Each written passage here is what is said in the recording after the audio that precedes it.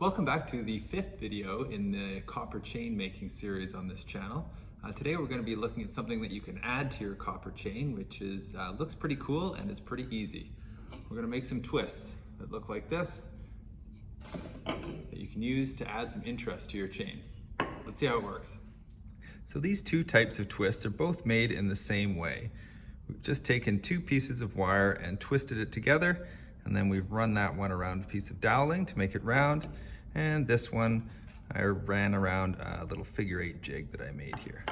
Let's see how to twist some wires together. So start by stripping a couple of pieces of wire and make sure they're the same length. Then take a pair of pliers and just twist the ends together just slightly like that with the pliers. Next, get a cordless drill and put those wires into the drill. Tighten up the chuck.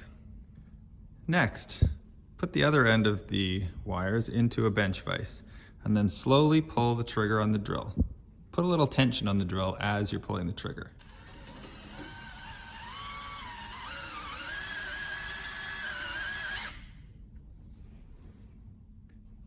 For a thicker twist, you can use 3 wires.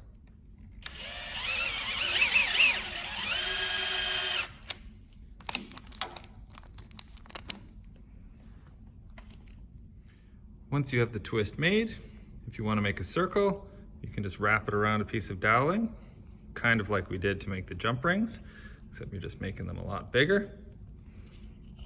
And then we take that off and make a couple cuts. Starts to be hard to cut through 3 wires.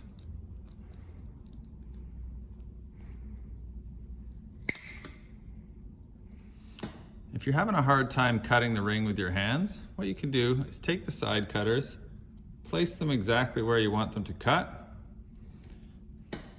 place the pliers in a vise like this, and then crank the vise closed very slowly.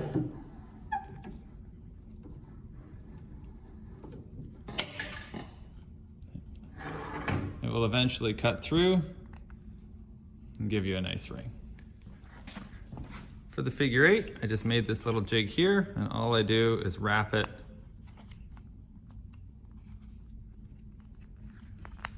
around the figure 8 jig like that. Then I can pull the whole thing off the jig, and I probably will get 2 or 3 figure 8s out of that. I can take my cutters again. For the figure 8, you just have to figure out where you want to cut it. Usually right there. And then I would cut the next one over in approximately the same spot on the next loop.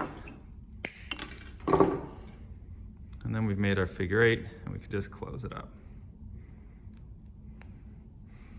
Like that. For a different effect, we can bring our little figure 8 over to the anvil, and we're just going to pound it flat with a hammer. Make sure you don't hold it with your fingers at the same time.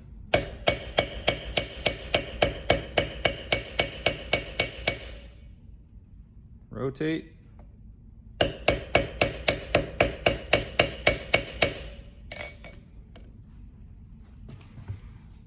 And it kind of flattens out the figure 8. And then you can just rebend that so that it looks how you want.